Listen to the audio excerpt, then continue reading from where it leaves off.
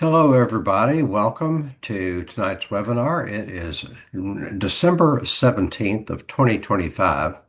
We want to talk about the Pikes Peak vegetation management proposal that could affect 500,000 acres. It's the largest logging project ever proposed in Colorado state history. Let's start with an article from Josh Schlossberg of Eco Integrity Alliance. And let me get on the right one here. Um, let me first let me do no, let me go to Josh's first. Okay, view slideshow. So this is if you're here or even if you're watching the recording, everything you'll see is available in a resource document. So don't think that you have to memorize all this or write it down. There's a link to all of this in the chat. Action alert, comment on the biggest logging scheme in Colorado history. Unfortunately, for anybody who might be watching the recording, the deadline for comment is tonight at midnight Mountain Time. But let's see. But there may be more time. Who knows? It could be that comments are valuable even after the end of the comment period. So, action alert. This is the link to the article. Last week, this is Josh Schlossberg writing, who's our featured guest, who will be talking to us in a minute. But he wrote this on his Eco Integrity Alliance Substack just a few days ago. Last week, the U.S. Forest Service proposed its latest and most destructive scheme, now the biggest logging project in Colorado history, that would log and burn over 194,000 acres, 303 square miles of public lands. The agricultural um, the agriculture agency is calling it Pikes Peak Vegetation Management and Restoration Project, located in Douglas, El Paso, and Teller counties on the Pike San Isabel National Forest, about 45 miles southwest of Denver. This disaster is being pushed through under controversial and unscientific emergency authority, which allows the Forest Service to shortcut or bypass several steps in the approval process to increase timber production. Thus, we have only until Wednesday, December 17th, during the holiday season in the middle of a statewide media blackout, to comment so the agency knows the public opposes it and conservation groups can lay the ground for a potential lawsuit. The industrial scale logging, which involves clear cutting and removal of large, mature trees, would negatively impact every forest type, including high elevation subalpine spruce fir and ancient bristlecone pine. Three species listed as threatened under the Endangered Species Act would be adversely affected through critical habitat degradation and/or destruction. That includes the Mexican spotted owl, Preble's meadow jumping mouse, and the lynx. I like saying that you just logging never increases biological diversity. That they talk about the health of the forest and forest restoration, but logging is never a positive thing in terms of. I mean, never say never, but 99% of the time, it's never a positive thing for forest health, for ecology, for wildlife, for water cycles, for biological diversity, for native plant communities, etc. Four roadless areas are on the chopping block with proposals to log and burn 13,300 acres. Unknown miles of new roads would be built, fragmenting habitat while compacting soil and causing erosion into watersheds. Toxic herbicides would be sprayed across nearly 250,000 acres. Currently, these big four schemes, Pikes Peak, Lower North South, St. Vrain, Black Diamond would log almost a 500,000 acres, 474,000, of national forests along the entire length of Colorado's Front Range in 7 counties, including 661,439 acres across 17 roadless areas. All projects include clear cutting, as well as logging in endangered species habitat and mature old growth forests. Instead of funding home hardening and defensible space. So home hardening and defensible space. Home hardening is when you make a building more fireproof. Defensible space is when you deal with the vegetation surrounding the home or the building. And that is, according to my sources, home hardening and defensible space is the only thing that really protects homes or communities or people or buildings. Um, and it is a misallocation of funds to spend money, manpower, brain power on trying to suppress and control fires that are anything more than 100 feet from homes, according to my sources. Instead of funding home hardening and defensible space pruning no more than 100 feet around homes, the only actions scientifically proven to protect structures from wildfire, billions of taxpayer dollars are being wasted on these ineffective and even counterproductive as logging heats and dries forests while opening to winds which spread fire and ecological disastrous wildfire pretense logging projects. I've got a few more slides and then we'll be done with this particular slideshow and then we can talk about it. The Forest Service has been emboldened by a complete media blackout of coverage on the big four logging schemes and therefore limited input from the public. It's important to understand that the Forest Service is in the logging business. They get money from logging. They are not neutral, detached, or dispassionate stewards of public assets. They are in the logging business. They get money from logging projects. This is why it's so important for you to please send in your comments, however brief, by the Wednesday, December 17th deadline. And that's the end of that slideshow. Now we have Josh here. And so, Josh, what would you add to that reading of your article? I thought it was a very well written article. And now I appreciate you taking the segments of that and kind of breaking it down point by point. I think that's Could really you tell helpful. us real quick, like what's your, like, just introduce yourself if you would. Yeah, my name's Josh Schlossberg. I am the Colorado advocate for an organization called Eco Integrity Alliance. We're a small grassroots group. We have what we call state advocates across 8 Western states, and we have dozens of members and member groups across the US. And my main focus right now is on what I call this wildfire pretense logging because I believe it is the Trojan horse for getting into public lands and not just getting in there and getting endless funding, but sort of preventing any criticism. Even very well meaning, well educated people, you say, oh, it's logging. They're like, that sounds bad. Is it for wildfire? Well, that's what they're claiming. Oh, well, it's probably okay, or I don't really want to get into that. So it's a very difficult topic to address, but I think it has to be addressed if we're going to do anything about public lands, climate change, biodiversity, etc. If I could add to what you're saying, in my year and a half or so of studying wildfires as it relates to forest ecology, I think that bad wildfire, just my opinion here, my perspective, the one thing that drives me to do this work is that to me, bad wildfire policy is the single worst thing for our forests.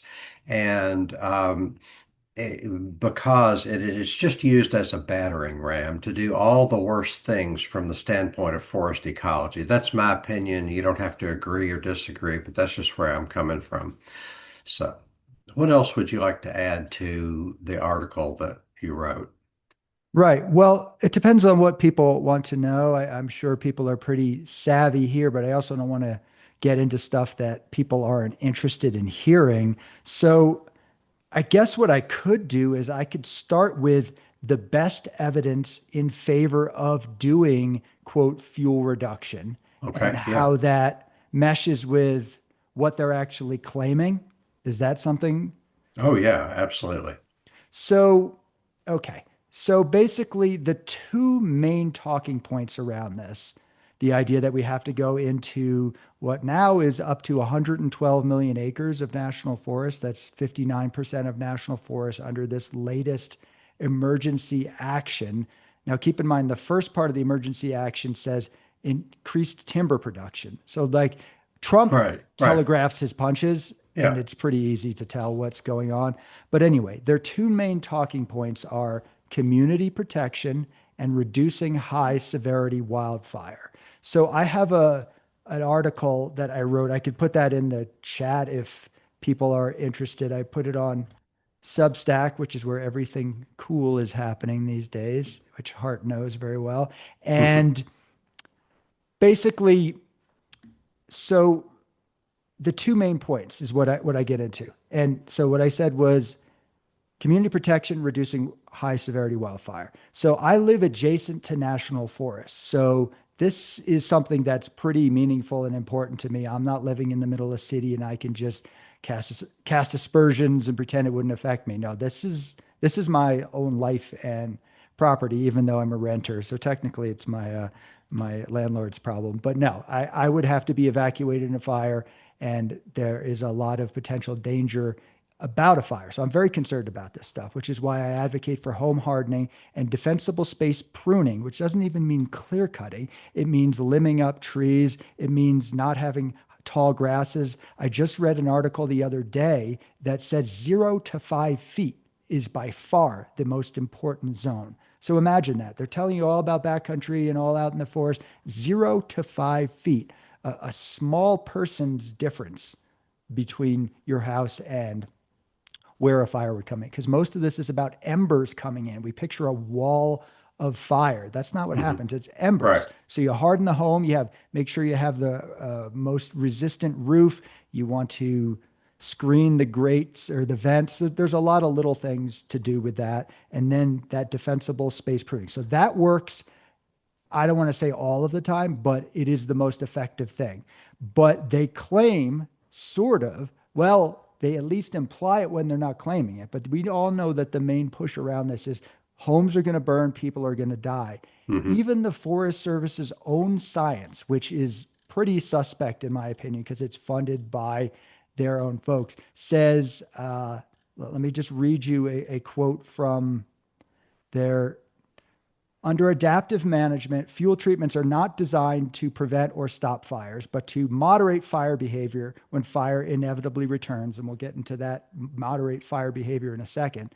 However, there's a frequent misconception that fuel treatment should facilitate suppression and limit the size of wildfires. The size of wildfire means the spread of wildfires into community. So if you actually look at the studies, even if you look at independent studies, they prove this over and over again. Even the Forest Service's own studies say this. So when you kind of challenge them on that, right, they'll often say that they're doing this in the name of it, or they'll just let that be said and not correct the record. That's what the elected officials are, and that's what the fear is around. When they are beaten back on that point, where they're trying to be a little more honest, what they will do is they will go into the reducing high severity fire stuff. But the truth is, what they say is we will reduce the severity of fire. Now, this is where their kernel of truth lies. In some cases, if you do some very mild thinning, which means taking out some of the smaller trees and not clear cutting, not taking out the larger trees as they're doing, sometimes you can reduce a already low intensity fire. So a fire that is already not likely to spread into communities because it is easily contained by wildland firefighters that they claim is the good fire on the landscape that we need. There's no bad fire on landscape, but that's how they frame it. So they can sometimes reduce the severity. So intensity is the flames when it's burning. That's the intensity of a fire. Severity is what impact it has on the landscape. So that's the only thing they can sometimes reduce. The thing that is already not a problem for communities and is not even in their own view a problem in terms of burning up the forest too much.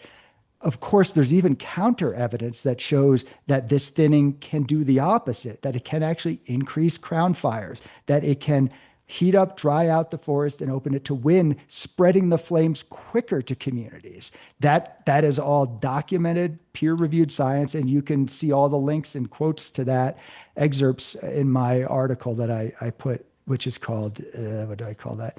Wildfire Pretense Logging the Trojan Horse Destroying Public Lands. So the high severity wildfire, that's the main talking point, the big bad fires. Their own science proves almost unequivocally that they can't do a damn thing about that. And the reason is because high severity fire is a product of weather and wind. I've lived in places when these fires are happening, luckily never too close.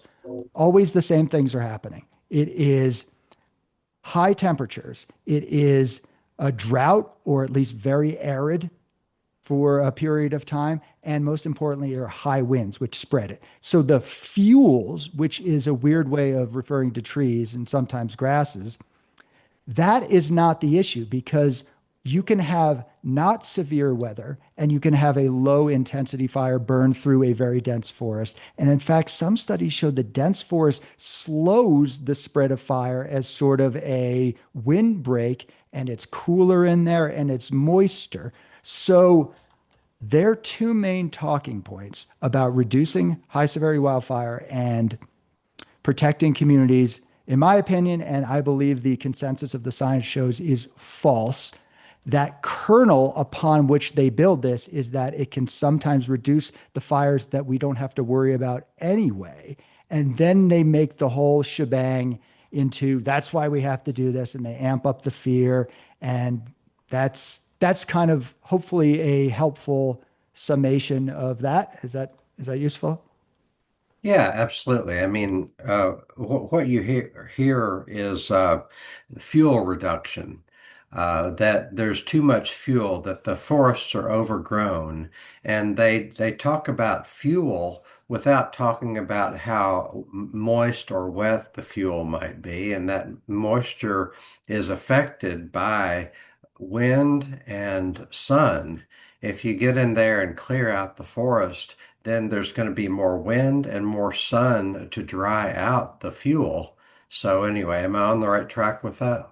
Yes, absolutely. And again, go to my article and you can read excerpts from their own studies that saying rather than being closely related to fuel loading, low severity fire may simply reflect mild weather conditions and high fuel moistures. So the thing with the Forest Service studies is you can't just look at their conclusion or even their abstract. Mm, Those always say logging's good, you right. should do it. Yeah. But then you actually look at their own evidence, and because they're not straight up liars, right?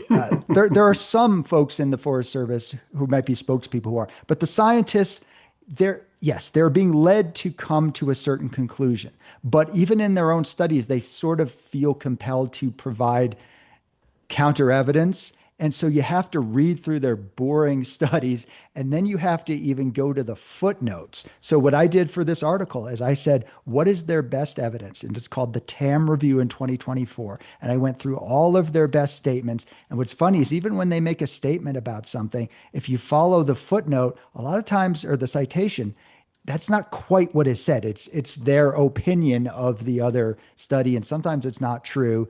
And then, yeah, large fires are driven by strong wind events during which wildfire severity is more driven by weather than fuels, et cetera, et cetera. So they say that over and over again, but you never hear that because they've got a good thing going for them. And what people like to reduce this to is the greedy timber industry, the greedy logging industry, and forest products industry. And I'm not saying that's not a part of it. It definitely, definitely is. But I would say a similar and in some cases larger driver is these agencies scrambling for funding. And they know they can get endless money for anything that's considered an emergency in this case with the W word, wildfire. So I'm not sure there is a single logging project in national forests right now that isn't tied somehow into wildfire or quote forest health, et cetera, et cetera. And then you look a little closer into the information, and let's just say it's dubious at best for them to be doing these Frankenstein experiments across the landscape. If they want to have little experimental forests, which we actually do, they're called experimental forests, where you test this stuff, fully endorse that. Absolutely. If people want to do stuff on their own private land, I mean, I think it's dumb for people to clear cut their property in the name of fire, but whatever, as long as they're not getting taxpayer money, which sometimes they are to do that, whatever, that's not a concern of mine. But they're doing it across the landscape. And at best, there is a major conflict in the science, and that's being nice. The truth is, there isn't really a conflict in the science for what they're claiming to do with this. It's been completely disproven, yet they're doing this everywhere. And it's just a kind of thing where, well, it's wildfire, though. So, they got to do something. And it's like, take a look at the information and, find that cited source. And unfortunately, media just swallows this stuff up. And I think it's partly due to lack of scientific literacy, but it's just an easy story that they have to tell. And it just makes a kind of sense. It just sort of okay, yeah, wildfire, well, less of that, less trees, less wildfire. Let's move on. Well, I just urge people to just take a closer look, is all I ask. What would you like to see change? Well, I'm not sure you want to ask me that because my organization has some pretty strong views on what should happen on public lands.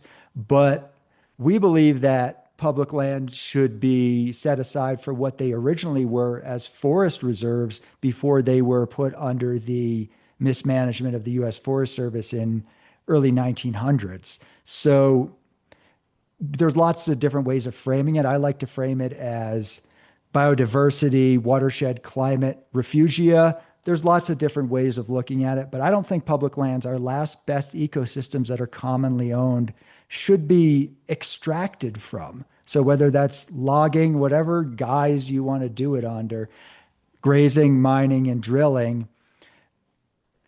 these are areas that are typically away from homes. And all you need is evidence that this stuff is, even if you think some of this is legitimate, the Trump administration, which you can't just blame them for it, this is bipartisan that's Right. doing this very poorly. But the Trump administration put out this expansion of American timber production executive order. And then it was, I believe, 2 weeks later, maybe 3 weeks later, that they put out this expand timber production and emergency authorization across 112 million acres. And then there was the rolling back of the roadless rule, which protected, if imperfectly, because the truth of the matter is, you could still log in roadless areas, which is what I can talk about a little more with the projects going on, the schemes going on here in Colorado right now. But it did sort of protect it and discourage logging. But right now, imagine this. They're saying we got to protect the communities. We're going to go into the furthest backcountry forests that are Yeah. adjacent to wilderness areas and do the logging. Like if that doesn't tip you off that something isn't I'll be kosher right here, back. then what wouldn't? Okay, heart's stepping away so that I'm going to keep ranting. What do people Yes. want me to talk about? I mean, I don't want to just talk about what I want to talk about. If you want to give me a direction to go, I can talk more. Well, talk about the roadless rule and what it is, and then also what's the significance of emergency authorization? Yeah. So, well, the roadless rule was created back. Oh, I don't remember. I'm bad with numbers off the top of my head. That's why I write things down. 2001. Perfect. 2001. And it sort of kind of did protect about 60 million acres of forests that were not quite wilderness, but generally wilderness adjacent and high ecological value. And it was sort of to make a compromise to end what they called the timber wars and spotted owl stuff, all that stuff. That was a little bit before my time, but I started doing this work in the wake of that. And that's been a decent sort of compromise, you can say. But the Forest Service under Trump administration, so it's actually under the Department of Agriculture, which that gives you a hint right there, right? They're Hmm. managing, quote, managing forest ecosystems as crops, as agriculture land. So as soon as the desire to amp up timber production happened, and then this emergency designation, all that, the they decide to roll back the roadless rule. So they're rescinding the roadless rule. But what's funny is they don't even have to do that because in the roadless rule, you actually are allowed to log if you say it's for wildfire, and you can actually even build roads. So you could do whatever you want, and they have been. So they've been logging in roadless areas for decades, including here in Colorado.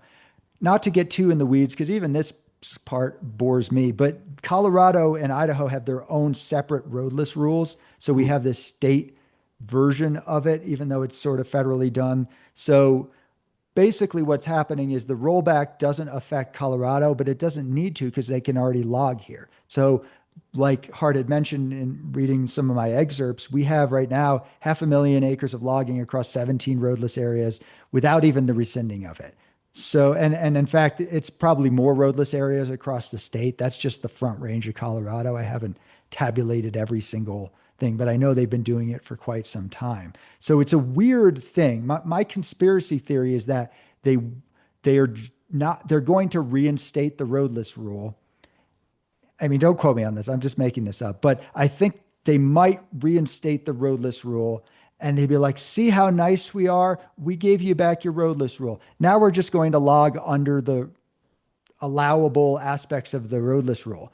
So I don't know if that's the case. But the situation with that is there are a lot of environmental groups that are trying to codify, as in make this roadless rule, which is I forget how it exists as a terminology right now, as a procedure. I forget exactly, but it's not an official law. So they want to make it a law, is what a lot of the conservation groups are doing. And many of us have been saying, hold on a second. We definitely need to reverse the rescinding of the roadless rule, but let's not have a law that puts such weak protections in place. And this is where there's a rift in the conservation community. Those who say, well, we got to just defend the last little shreds as we get shred and shred and shred. And some of us are saying we have to do things differently. So we actually put out a sign-on letter. My organization, Eco Integrity Alliance, John Muir Project, Western Watersheds Project, put out a sign-on letter that got hundreds of organizations, I believe, to or it's 150, I don't remember. It was a lot to sign on to say, definitely we have to fight the rolling back of the roadless rule, but we want to take this opportunity to put more protections.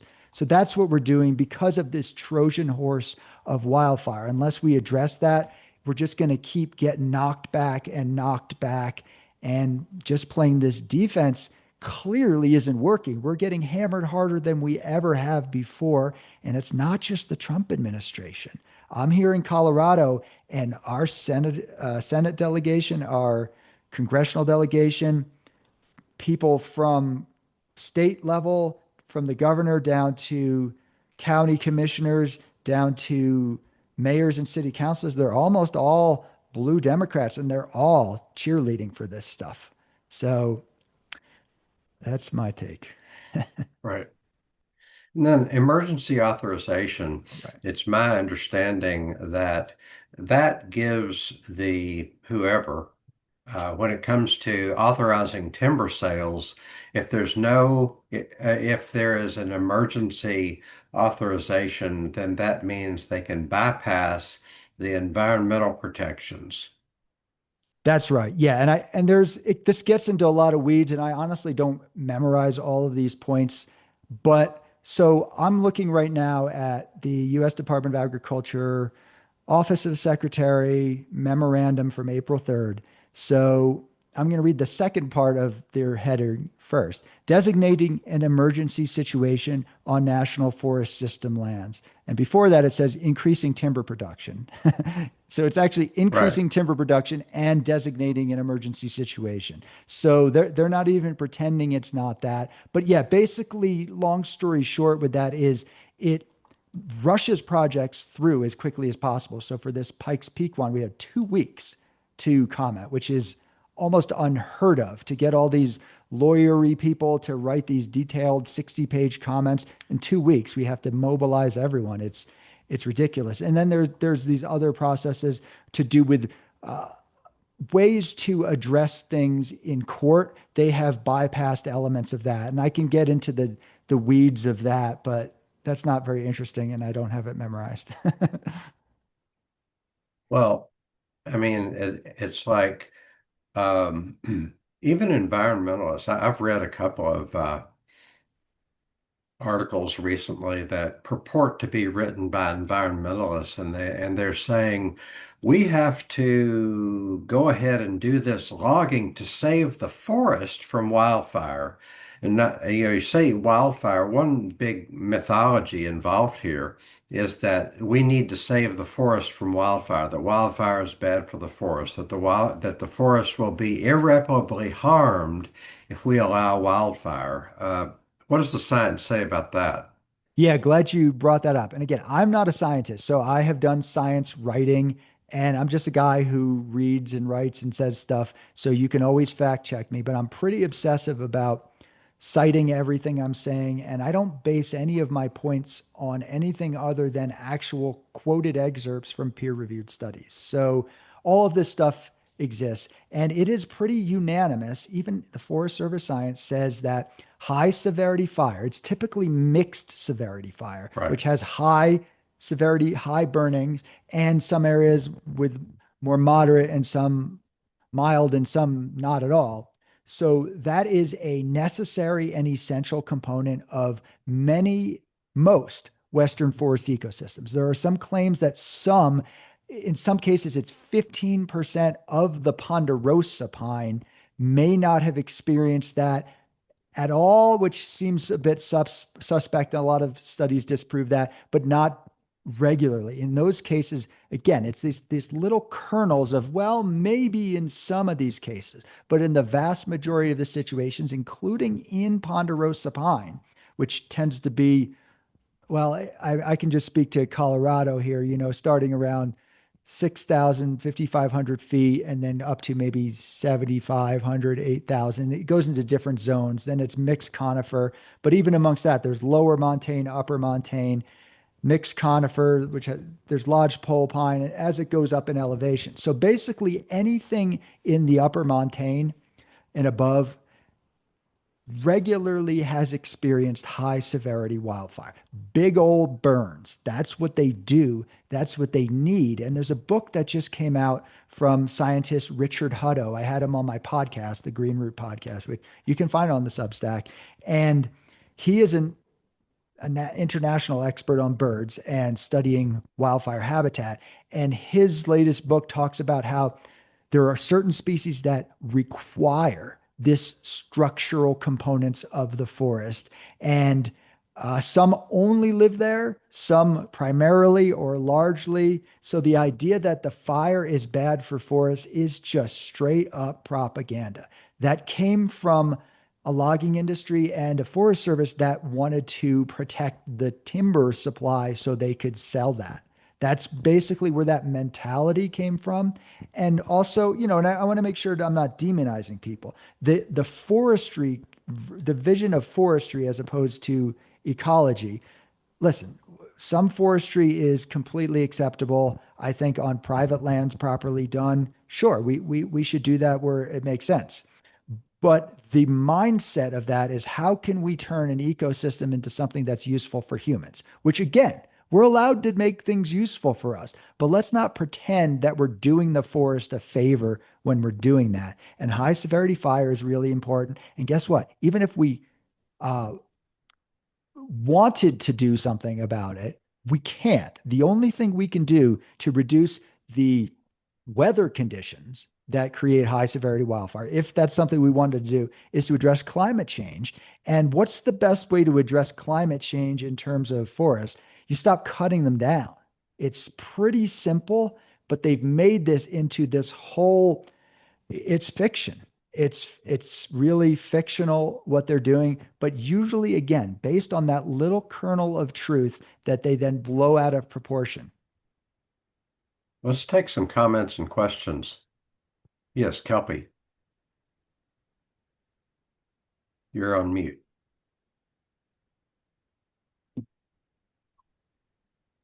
Kelpie, you're on mute.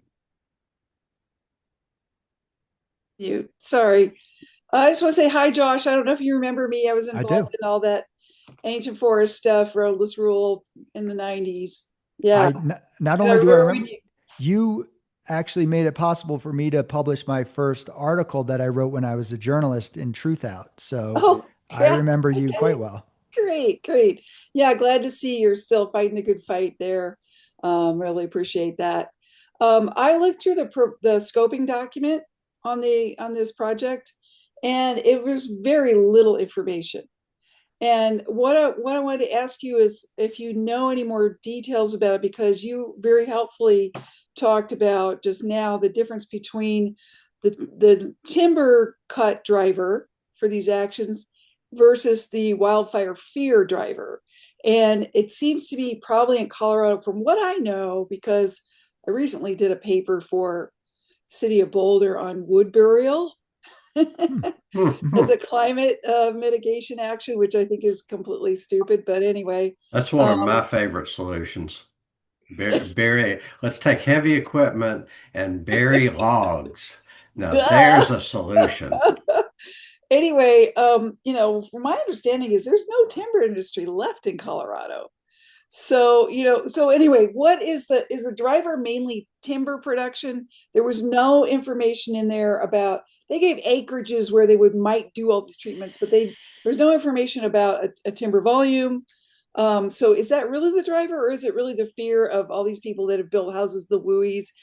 And we know in the past few years, mega fires have wiped out like 3,000 homes at a time. What's the main driver here?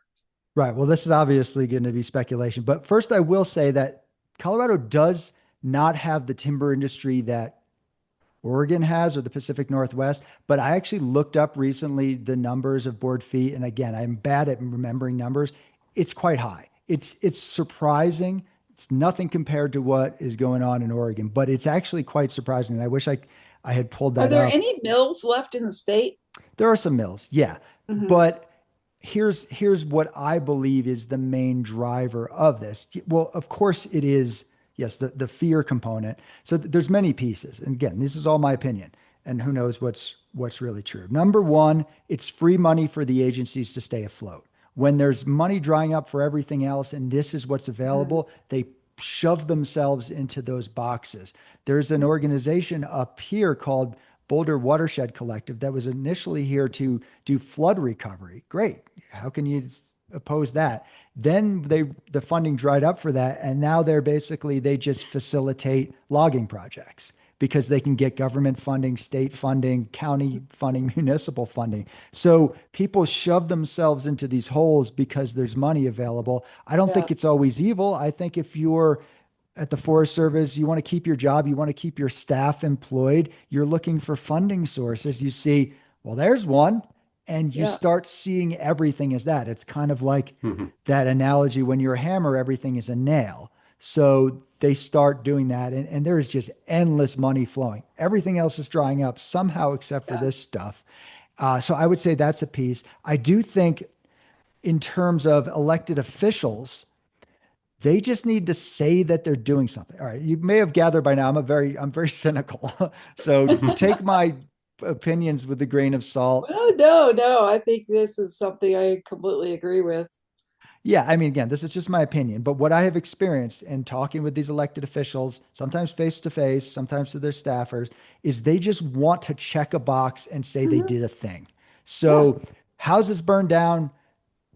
The difficult thing is everyone needs to do home hardening, and what we need to have, I think we need to route more of the logging funding towards that, but it's difficult because then it goes to private individuals. It's a trickier thing, but they need to say, we did a thing when, those people died, but we did a thing. I said more money to more logging, so I'm cool, right?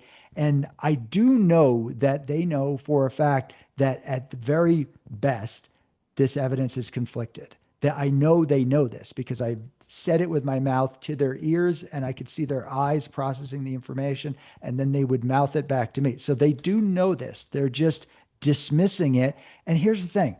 I don't even blame them per se. I understand that it is more politically difficult to start telling people about complicated science that seems counterintuitive and going against all the industries and their own agencies and stuff like that than it is to just to go along to get along. So I think that is a major push behind why elected officials are doing it. They just don't want to fight this battle. Truth is, environmental And issues are they don't have the knowledge, and none of us do really. How do we deal with this wildfire threat? I think there's a lot of open questions about the best approach well, that are also very site specific. yes, but the only way I would differ on that is I think everyone across the board agrees with home hardening and defensible Yeah. space right around home. Mm. So the madness of spending billions of dollars on logging when we still have only done a small percentage of actually making communities fire safe to me is just that's the obvious first step. If at some point they want to talk about, okay, phew, we did all that. Now we're going to cut down all the forest. That would at least be a logical progression. But instead, they're doing the furthest they can. It's like, let's say It's you're like drilling for more oil instead of making sure houses are insulated first. That's a great analogy. Another analogy I have is there's an illness going around and you want to boost your own immunity and you don't go out there and murdering every person who might be sick, right? That's just a stupid way of doing things. It's just not going to work. And here's the truth of the matter. Even if what these people are doing in the forest was effective, there is not enough money to do this for the whole, you can't do this for the whole Western United States, and then it grows back in 10 years. So it's a fool's errand to begin with. But anyway, there's plenty of room for reasonable Oh, debate. as far as the timeline of this project, the scoping document was so vague. What's the timeline for getting more information? They're obviously still developing. There's no prescription. They're just saying we might do this, we might do that. What's the Yeah. timeline for developing this further? And the people who are doing the comments for legal potential action, my organization doesn't currently engage in lawsuits. We may in the near future. We put out our comments, but the folks who are looking at that specifically told me, yeah, there isn't even really enough information to do accurate comments because we don't know. And there is going to be another comment period. I had gotten an email back from the Forest Service today basically saying you guys really need to extend the comment period. First of all, because some of your links are dead, which you can't do legally. But aside from that, but they said no, once the scoping process occurs, so maybe in the spring, people will have another opportunity to comment. But now was it. And I have to say, due to putting out the action alert and a lot of people boosting that signal, including Hart, a lot of people have contacted us and said that they commented. So at least they got public pushback, which is, that's almost more of a political pressure thing. But in terms of the legal angles, the difficulty of these emergency stuff is there are less angles that we can even address. And like you said, the scoping document is pretty vague. But they did lay out a lot of what they're doing. I mean, they're going to do things, including clear cutting. They don't put older trees off limits, and they're going to be doing it in every forest type, which I have never seen them going into. Spruce fir, that to my knowledge, on fuel reduction projects, which is a higher elevation stuff. I have never seen them going into ancient bristlecone pine. So they're just pulling out all the stops because they've gotten away with it. And here in Colorado, we've had this media blackout. I just heard from Colorado Public Radio, who I've been ragging on for like 4 years. They hate me. They finally are doing an article. And here's what's so funny about media. They're like, well, just so you know, Josh, you might not like all of it because, I know you claim that they're going to do clear cutting, but, we weren't sure if that's true. And then I had to follow up. Here is in their documents, they say they're doing clear cutting. I didn't. So it's a real uphill battle. But I think as this gets more egregious, people are starting to question. And yeah, last thing I'll say on that is, you don't have to have my perspective on this. I actually work with anyone who has a 10% overlap. These are people who say, I think a lot of fuel reduction is good. They don't really have citations for it being effective, but I don't go there. I'm just like, okay. But I'm not a fan of the clear cutting. I'm like, great.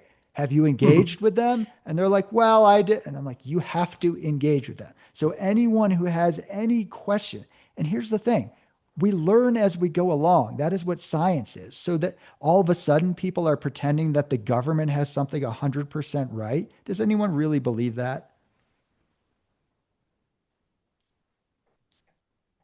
The end. Yeah. Let me draw your attention to there's a document in the chat, and if you're looking at the recording, you will have this document with the recording. It's called How to Comment. It's a document that I prepared. Let me go ahead and show that to you. I'm going to share my screen.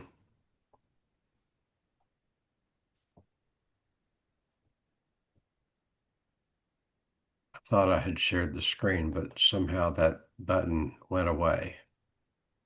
I've never had that happen before. Let me fool around with this. Oh, here we go. Share screen. Now, this is how to comment on Pikes Peak logging proposal. I copied this from Josh's article. Here is go to, and there's the link to the comments. And then I mean, I could click on that, but when you get there, you fill in name and things like that, and then if nothing else, I mean, by all means, do this in your own words if you want. But you can also highlight this. The Pikes Peak project doesn't meet standards of best available science. And then here is a link to Eco Integrity Alliance website, and I'm going to click on that. And it has numerous examples here. Here's a link to an article, and then key quotes from the article. So that's the best, some of the best available science. And this is Josh and me, mainly Josh, but we're trying to make it easy for you to comment and Sure. do a little something tonight by midnight Mountain Time. And so, what am I missing there, Josh? No, that's great. But I want to give people opportunity to also comment in more moderate ways. So the truth of the matter is that I don't know how much the comments matter unless you're planning to sue or as public pressure so they get enough people to hear that. We have to participate in all the pieces. So it does absolutely matter. But in terms of are they going to take your points, they have to respond to points, but they can just respond any way they want. But if you want a more middle of the road approach, Environment Colorado, not Environmental Colorado, so they're part of Environment America.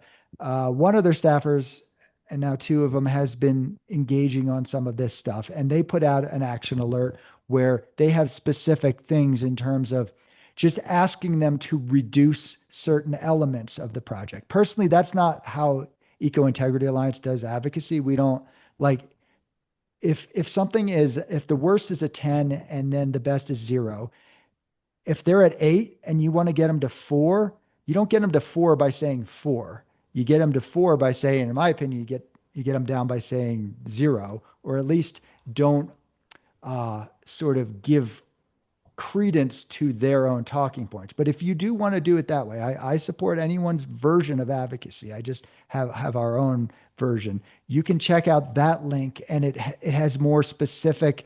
Just remove, like they say, no construction or mature in old growth logging should occur in roadless areas. Ask that higher altitude forests not be logged. Stay out of endangered species habitat. So that's just saying, well, you can keep the project, but just don't do the worst thing. So if that's more your speed, you can do it that way.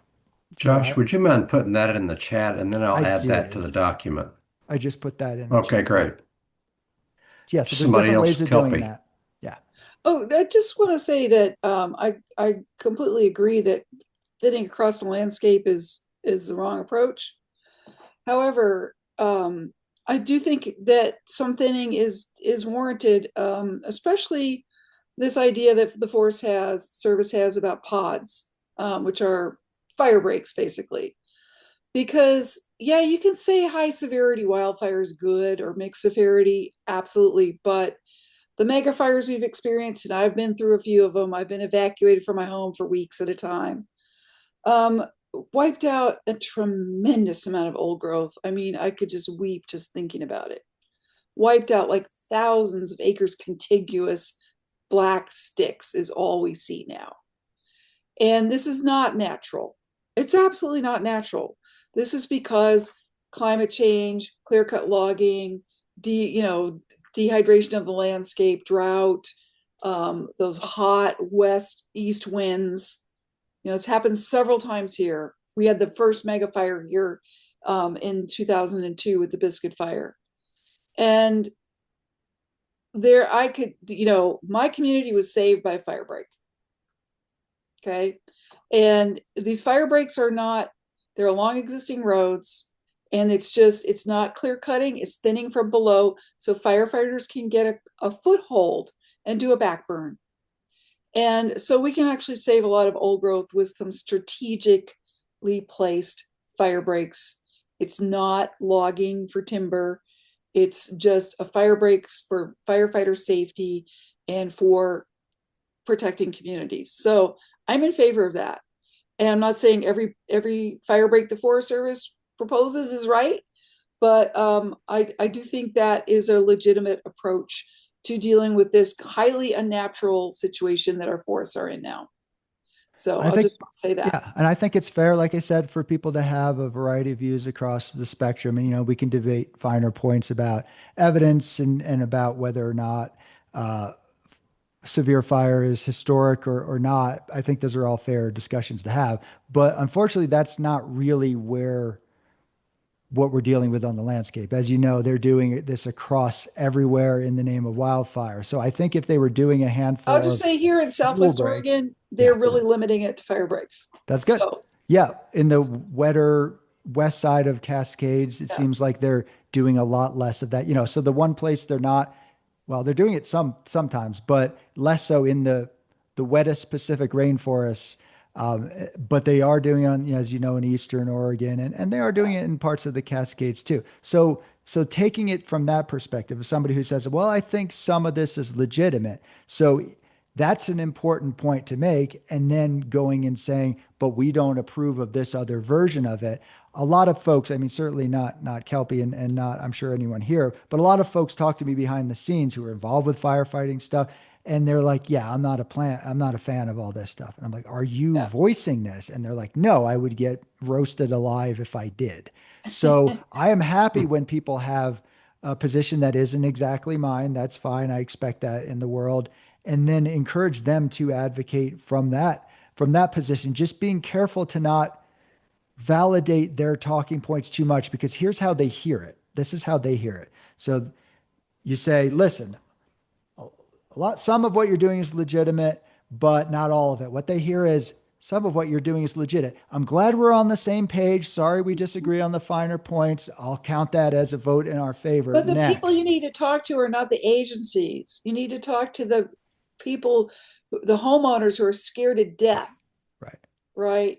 Totally. You're And those absolutely are the right. people who need to hear this because they're the ones that are pushing the agenda here. And they don't know what they're really doing. They're just scared. They're And scared like and you said, the and the agencies other and the right. NGOs are all responding to that.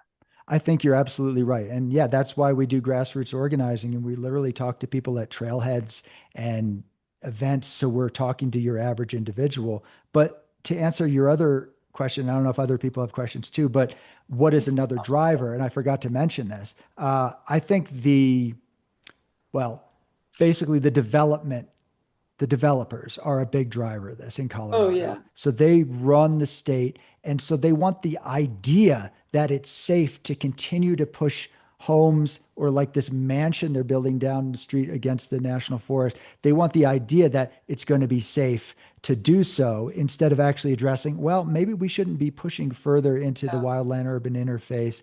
And here's what I actually found out insurance companies do not reduce rates for fuel reduction going on in the forest. That has Hmm. no correlation as of now. And in Yeah. fact, we're trying to get them to reduce rates for people who do home hardening. In fact, a lot of people are just completely losing insurance. But that starts getting a little bit more complex. I don't have all the knowledge of insurance companies, but I do know that the developers are behind all of this push, push, push. And I would say a bigger driver is just the endless growth mentality, but that's a whole other discussion. All, I think, good points and valid points. We can disagree on details and still kind of move together in a direction of just questioning some of this stuff.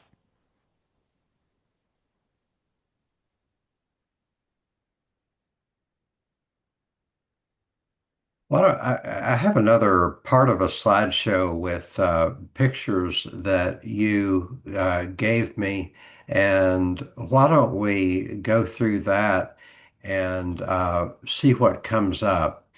We want to see the not the park, but the national forest itself. I have a few pictures from the website, and then some pictures that you sent me, Josh. Sure. So here's So just the really quick, sorry, yeah. I may have to be on Yeah. another call. It was supposed to be on and then they canceled it and they got it back on. But Okay. I have about another 15 minutes. Is that helpful to you? Sure. Yeah, I mean, yeah, that would be very helpful. And I mean, then I'm sure after you people have hop heard off, I can enough. take it from there. Yeah, people have heard enough from me anyway. I'm very Well, opinionated if you haven't noticed. me too. I wanted to show some pictures, some of the pictures of the tree. It's like, here's an old growth forest. Tell me that that forest is going to be better off or better for flood control or what have you, or a healthier forest by, getting in there with heavy equipment, that kind of thing. But uh, let me let me say, does anybody else have comments or questions for Josh?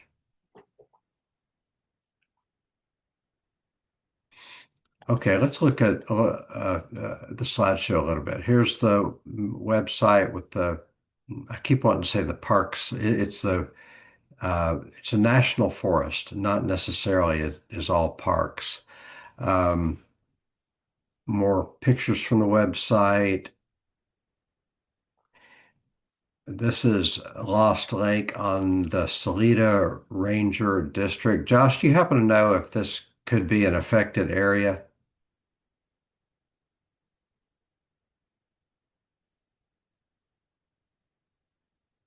Oops. Oops. Yeah, I don't know exactly where that is. Yeah, Salida. that's fine. I Well, just it's thought I'd probably ask. Salida. No, that's Sedalia. No, I don't think so. Okay. Let's go ahead. I'm going to go ahead and fast forward to the pictures that you sent. So this is what a Douglas fir. I wanted to show this picture. Now this I is don't think it was a Josh. Douglas fir. Yeah, I think that Okay. was a oh yeah, no, yeah, yeah, I think it was Douglas fir. Sorry. Okay. And then we've got some aspens here. There's lots of aspens, lots of Douglas firs, and then there's some spruce and some pine. And, I'm picturing heavy equipment. A feller buncher is a heavy equipment that cuts down the tree, cuts it into logs, and lays the logs on top of each other in a row. And that's the type of heavy equipment that gets in here, and it's going to compact the soil. It's going to eliminate biological diversity. It's going to eliminate tree canopy. And they want to say that this is good for the forest. And I beg to differ on that. Let me show a couple more. Here's pictures that you sent. Is that blue spruce on the left? I used my phone app to identify some of these species. Um, Looks like old growth to me. I'm going to have a whole other webinar about the myth of overgrown forests and all the mythology that's used to get in there and do logging and thinning, and what are they saying in terms of that, oh, we have flooding so we need to thin the forest, we have fires so we need to thin the forest. Everything is a excuse to thin the forest. And I'm looking at some of these pictures, not you, the pictures you sent, but I watch videos and things like that. And here's something that as there's not a tree here that's over 30 years old, and there's we got in here and we thinned it out. And it's like, okay, so it's a young forest to begin with. It's obviously been logged repeatedly over the course of time. And what they never do in the news coverage and in the advocacy, they never say that they never talk about the logging history as a factor in wildfires or a factor in flooding. It's like we have to get in here and we have to do more logging and more thinning, but it's like the one PBS did a lot of coverage of the Camp Fire in Paradise, affected Paradise in Concow, California in 2018, and they did not breathe a word as to the effects of logging on the the speed of the fire, the intensity of the fire, that kind of thing. When, correct me if I'm wrong, but logging tends to make fires more intense and tends to make them travel faster. They did not there was a PBS Frontline documentary and there was another PBS documentary. They just didn't breathe a word. They didn't say one coarse word about the process of logging and the effect that it has on on human safety in the and buildings and things like that. Anyway,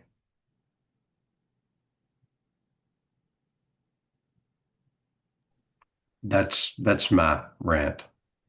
Right. Well, I should go in a few minutes, but if anyone has any question, I mean, you don't I'm not the expert. I'm somebody who takes information from experts and Sure. communicates it. So, but I like to think I do a decent job of that and I have backup for what I'm saying. So if you'd be asking me a question, like you as the expert on this, just as the guy who has gotten information from other experts, that's the only reason to ask me questions.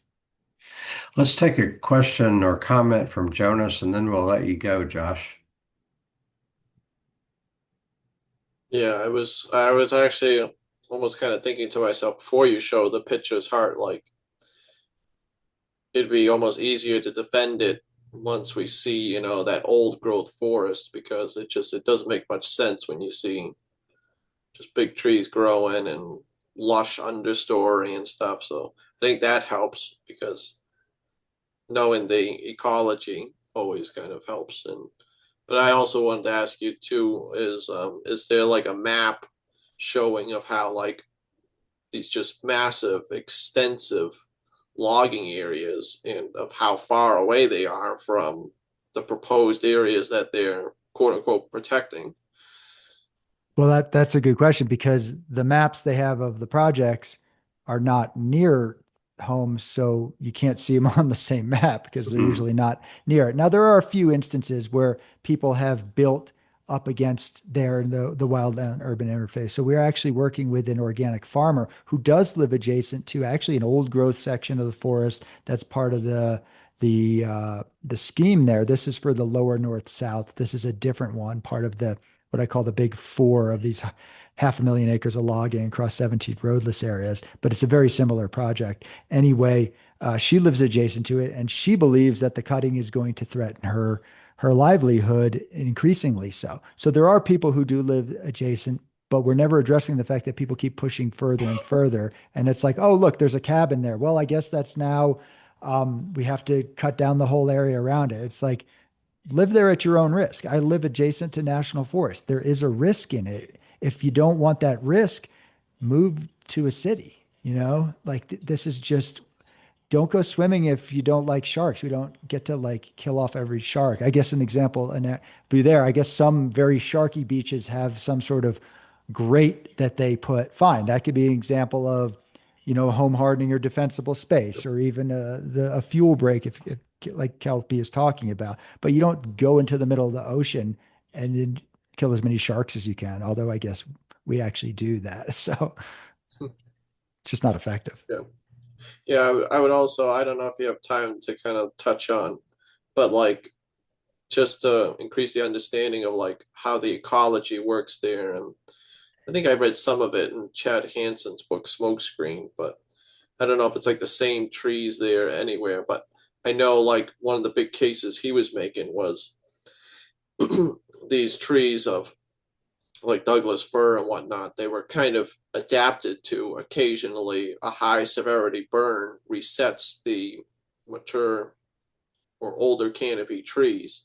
It's just, it's not harmful because to the ecosystem, because the ecosystem has adapted to that occasional, like every 3 to like 5+ decades, there's a high severity burn, but then there's this lush, just growth that just springs up out of the burned areas. So I would just wonder, like, have you seen that's the case in your area? And then maybe Kelpie can touch on that for her area as well. Yeah, it's different based on forest type and elevation. So there can be similarities with, say, ponderosa pine forest in Eastern Oregon and Colorado, but even that can be different. There's different terrain, there's different prevailing winds, I guess, and moisture. So you do really have to go ecosystem by ecosystem, but the vast majority of forest ecosystems have adapted to high severity wildfire. There are some forests that have maybe experienced more recently than they have in the past, but most of those, not all of those, but most of those, if you go back 100 years, it was common. So the 20th century was an unusually cool and wet period. So climate change is certainly bumping things up, and we do have to address that. But as of right now, in the vast majority of forests, to my understanding, we're not actually seeing more of these fires, but it may be in the near future that we do. And again, what do we do about that? We reduce our carbon emissions. And what is the best way that we can do that in the US besides reducing fossil fuel use, which we certainly should? It is limiting the cutting of carbon storing forests. So we're doing literally the opposite. So whatever your version of high severity fire, you think it's good, you think it's bad, sometimes it's good, whatever. We have to stop reducing carbon emissions. And the main way we're emitting carbon is through logging. Oh, but what about wildfires? Well, look at the studies. Look at Chad Hansen studies. Look at studies from Oregon State University and other places. Oregon State University, which is not exactly like a tree hugger college, they are at least partially funded by agency, Forest Service, and some timber industry dollars. Their studies found the numbers were between, in a high severity wildfire, very hot burning fire, 1 to 3% of the carbon is released, as in 97 to 99% of the carbon is retained in the forest. So the idea that a fire, even the big fires, means all that carbon goes up into smoke. That is what the agencies are telling people, and that is what they're putting in their reports fraudulently, but it's not true. And gradually, the cycle of carbon, standing dead tree for decades, a log, turning into soil. A lot of the carbon stays in the roots, et cetera. Over time, over decades, maybe to centuries, there is a release of the carbon as more trees grow and absorb. So that is a closed cycle in a sense. Like nature knows what it's doing. But the question is, how are we impacting that? And I would say one of the main ways is by cutting down trees. So let's limit the cutting of trees. And I would say let's stop doing it on public lands. It's just not the place for it. Josh, thank you so much for your passion and your expertise. I recommend that everybody check out Eco Integrity Alliance, the website, and also the Substack. Yeah, So, I appreciate it as well. I appreciate everything you're doing, and thanks everyone for caring about this stuff. And yeah, keep in mind we all get to have our own perspectives on this. We don't have to walk lockstep, but it would be nice if we could unite in questioning. And I would say a fair action, a fair ask for all of this stuff is, can we put a pause on the most egregious aspects of it while we parse the science a bit better? Because my opinion is that the burden of proof has not been met. And the worst thing to do during a crisis is to panic. And that seems like what we're doing. And that's how you make bad decisions and people get hurt. So this is urgent. We do have to address it. Let's just take a look at the best available science and, frankly, common sense. I think a child can know that the answer to our problems can't be cutting down more forests. I think that's can't solely be the solution as they're claiming it to be. That is their number one, two, three, four, 5 points. And then they're like, yeah, we'll do some home hardening on the side. Let's reverse that at the very least. Focus on the communities, the home hardening, the evacuation routes, the early warning systems. Those are real things that save lives. And then we can have this debate, but they don't get to just do whatever they want on public lands because they can't be trusted, I would say, at this point. They just simply cannot be trusted. Great. Thanks so much. Thank you. Take care.